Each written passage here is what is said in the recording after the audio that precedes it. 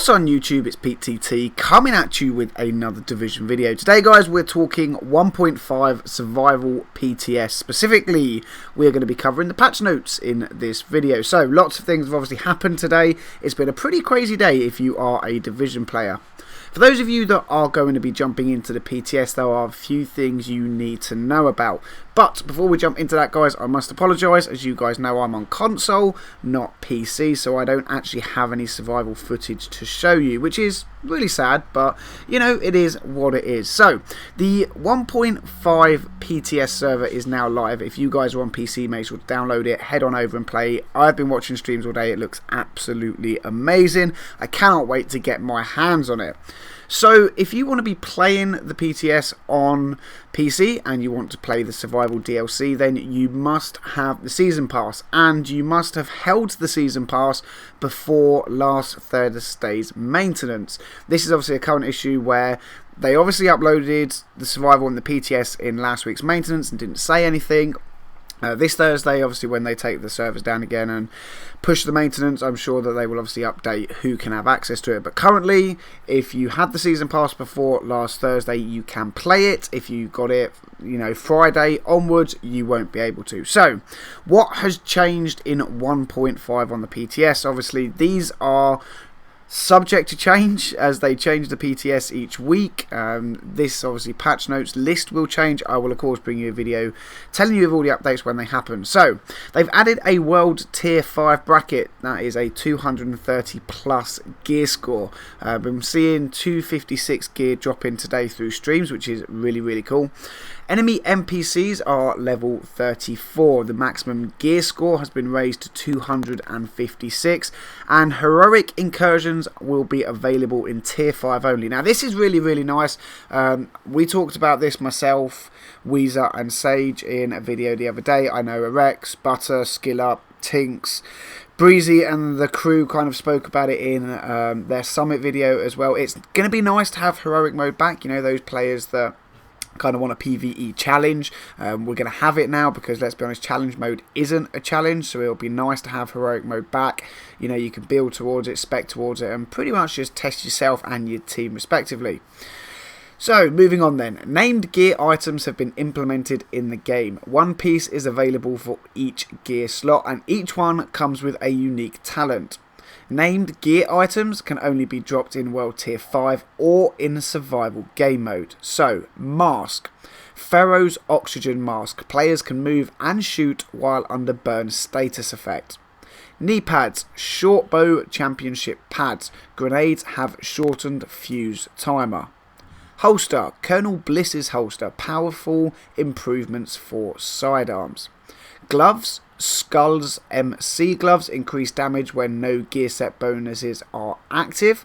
That'll be very nice for a high-end build. Chest piece. Barrett's bulletproof. Powerful bonuses when skills are on cooldown. That could work quite nicely actually alongside a G36 with something like competent and focused. And finally we have the backpack Ninja Bike Messenger Bag. Less DZ loot and DZ XP lost when dying in the Dark Zone. That seems to negate gear set to me being the Banshee gear set, but you know, again, we'll have to wait till I actually see some gameplay of it to make a definitive kind of judgment on it. So enemy armor damage now functions in PvP. Damage calculation in PvP ignores a percentage of the target's armor equal to 1/3 of the shooter's enemy armor damage. Okay, so obviously I'd have to crunch the numbers on this to see exactly how it works. I'm sure one of the boys like Marco will get there before me, but it sounds like if you have very high enemy armor damage, then you're going to be mitigating the other person's armor mitigation stat to 1/3 of the percentage. So, okay, yeah, that definitely requires some number crunching, but on the base of reading it, it looks pretty good.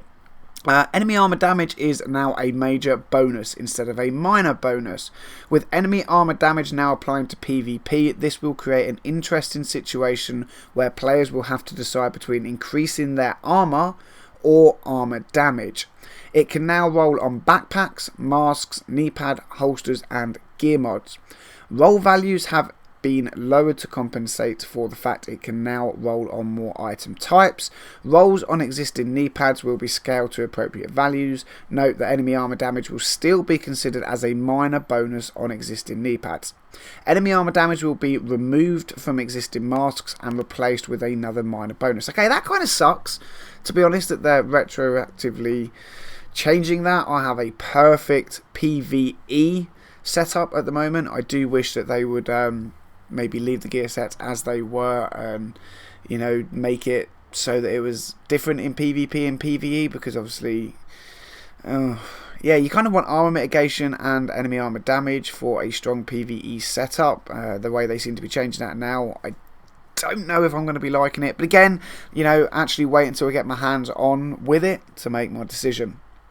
Moving on then, stagger now functions in PvP. High stagger weapons, i.e. shotguns and marksman rifles preliminarily, will now cause the target's aim to flinch. That is a nice addition. NPCs now have chances to drop crafting materials. Chances to drop higher quality increase with world tiers. Season Pass open world supply drops will now scale with world tier. Opening a supply drop in world tier 1 will reward with gear score 163, 182 in world tier 2, etc, etc. So guys like myself that are currently opening them in world tier 4, you're definitely going to want to be opening them in world tier 5 to get yourself some 256 gear. Items in the scavenger crate in the base of operations will now scale with the world tier. That is really nice. I'm fed up of getting blues out of there. Vendors will now scale to players' gear score independently from the world tier they are in. This means the gear score and currency values of goods they sell will adapt to the player's gear score. Okay. So for those of you who don't know, there is currently an issue where if you want to buy something and you're in World Tier 4 and it costs you, let's say, 600 Phoenix credits, you could drop to World Tier 2 and buy them for like 50 Phoenix credits. I'm assuming this is aimed at changing that so people can't do it. A little bit annoying, but I suppose we kind of all knew it was coming. We have adjusted the credits and Phoenix credit rewards for main missions, high value targets and incursions to better scale with world tier. This overall results in an increase starting from world tier 4 and above. That's really nice. It means if you're in world tier 4 and world tier 5, hopefully we can get Phoenix credits and things a lot easier. You know, we're going to want to be spending a lot more of them, and as it doesn't seem yet that they are actually going to be tweaking the amount we can hold and giving us an increase. Hopefully if we can earn them quicker, it won't matter. Right, let's move on to weapons then. All weapon types. Hipfire now has stronger recoil than aiming down sights. The strength of this effect varies between weapon types from most impacted to least impacted. Marksman rifle, LMGs, assault rifles, SMGs, shotgun, pistols. That's pretty good. I'm assuming that is again kind of aimed at the SMG shotgun hip firing meta that's going around at the moment, so it's nice to see. SMGs, the Vector 45 and first wave Vector 45 ACP base magazine has been increased to 25. The MP7 has base damage increase of 16%. That's really nice. I love the MP7. I definitely think it could top the SMG list right now, especially with the 16% damage increase. LMGs, the M60 base damage has been reduced by 3%. The M60 and M249 now take longer to reach full accuracy when fired. And the Hungry Hog base damage has been reduced by 13%. This is to prevent a scaling overlap with the implementation of World Tier 5. I don't know how that's going to play out. I don't even pretend to know how 13% base damage reduced on the Hungry Hog is going to affect the weapon as to its usability, but it doesn't sound too good. I don't have a Hungry Hog at the moment, so I couldn't even let you know. Right, let's move on to shotguns. This is where it gets a bit interesting, right? They've lowered the strength of the aim assist for shotguns. Very nice, glad to see that, 100%. They've lowered the effect of accuracy on shotguns, again, very nice. The headshot base bonus reduction from 80% to 60%. The showstopper accuracy while in cover has been reduced, and the M870 base damage has been reduced by 12%. Okay, let's stop there for a minute. Shotguns. We all know, stupidly powered in PvP. You know, it is the new meta without a shadow of a doubt. I don't think that these Changes will kind of be too strong or too harsh. I think they are going to hopefully bring shotguns into balance. You know, we don't want to nerf the shit out of them so that they're unusable, but we definitely don't want them as strong as they are at the moment, especially with survival having a PvP element to it. Added 12 new weapon types. These weapon types can only be dropped in World Tier 5. So we have the MG5 light machine gun, the Infantry MG5 light machine gun, the FAMAS assault rifle, the Model 700 marksman rifle, the M700 tactical marksman rifle, and the M700 carbon marksman rifle. We have a converted USC submachine gun, a police and tactical UMP 45, which is an SMG. We have a snub-nosed Rhino pistol, we have the normal Rhino pistol, and we have the Rhino special pistol. I'm going to try and break these down in a later video if I can try and get some gameplay of them, guys. If not, I might just do a video telling you a little bit about each weapon. I'm not sure where I'm going to go with it yet. You know, it might just have to wait until I get my hands on when Survival goes live to bring you some videos on the weapons. Added 4 new high-end name weapons available at various gear scores depending on source. So we have the Golden Rhino, the Urban MDR Assault Rifle, the Tommy Gun, and the Thompson M1928. Now, I'm going to assume that the Thompson M1928 is the good old World War weapon that we know the Thompson is. The Tommy Gun, I'm assuming that is, you know, the Tommy Gun we know from the old New York, old school gangster type films, you know. That's what I'm assuming. The Urban MDR Assault Rifle sounds very nice. I'm looking forward to getting my hands on that. Right, let's move on to the last few things then, guys. Gear set. So, the final measure gear set is changing. The 4-piece is getting a bit of a tweak. So, the grenades can now be picked up every 8 seconds instead of 15 seconds. To be honest, that really doesn't make a difference, okay? Final measure is still like a trash tier gear set at the moment for PvE and PvP. I think the only way they're going to be bringing it back is to increase the exotic damage resilience, because let's be honest, most people only use final measure as a 2-piece. Hunter's Faith 3-piece, headshot bonus reduced from 20% to 10%. Never used the Hunter's Faith gear set, so I have no idea how much of a damage reduction that will make. Front line has been added. Now, this really interests me, the front line set, okay? So the 2-piece bonus for it is 15% protection from elites. The 3-piece is plus 30% ballistic shield health, and the 4-piece allows using an SMG if one is equipped when ballistic shield is deployed. SMG crit chance is reduced to 0%. Now, we heard about this when, I think it was when we got the Underground DLC and we were told it wasn't being implemented. Overall, it is a really nice looking gear set.